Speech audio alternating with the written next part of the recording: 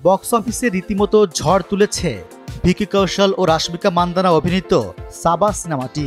বলি মুভি রিভিউজের তথ্য অনুযায়ী এরই মধ্যে এটি 500 কোটির গণ্ডি পেরিয়েছে, যা এখনও অব্যাহত রয়েছে। ঐতিহাসিক প্রেক্ষাপটে সিনেমাটি নির্মাণ করেছেন লক্ষণ উতেকর। ছত্রপতি সম্ভাজি মহারাজের জীবন তুলে ধরেছেন তিনি। এই ছবি দর্শকের মনস্তত্ত্বে এতটাই প্রভাব ফেলেছে যা কল্পনার বাইরে। অবিশ্বাস্য হলেও সত্য, ছাবা দেখে গুপ্তধনের খোঁজে নেমে পড়েন ভারতের মধ্যপ্রদেশের একদল গ্রামবাসী। ভারতীয় গণমাধ্যমের খবর, হঠাৎ করেই রাতের অন্ধকারে বুরহানপুরের আশিরগড় নামের একটি জায়গায় খনন কাজে মধ্যরাতে বেরিয়ে পড়েন তারা। তাদের ধারণা, মাটি খুঁড়ে মুঘল আমলের কিছু স্বর্ণমুদ্রা কিংবা গুপ্তধনের হদিশ মিললেও মিলতে পারে। অনেকে আবার দাবি করেছেন ওই এলাকায় নাকি কেউ কেউ স্বর্ণমুদ্রাও দেখতে পেয়েছেন।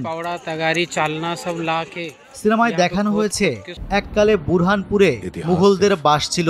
তা দেখে গ্রামের দর্শকের মনে হয়েছে এখানেই লুকিয়ে রয়েছে মুঘলদের গুপ্তধন। আর এটা জানার পরেই যন্ত্রপাতি নিয়ে মাঠে নেমে পড়েন গ্রামবাসীরা। দুর্গের চারপাশে এক টানা চলেছে খনন কার্য। এমনকি মেটাল ডিটেক্টর দিয়েও চারপাশ পরীক্ষা করে দেখা হয়েছে সোনাদানা কোথাও লুকিয়ে রাখা হয়েছে কিনা। আশিরগড়ের বাসিন্দাদের এহেন খোঁড়াখুড়িতে বেজায় বিরক্ত সেই অঞ্চলের জমির মালিকেরা। বিষয়টি কানে যায় প্রশাসনেরও।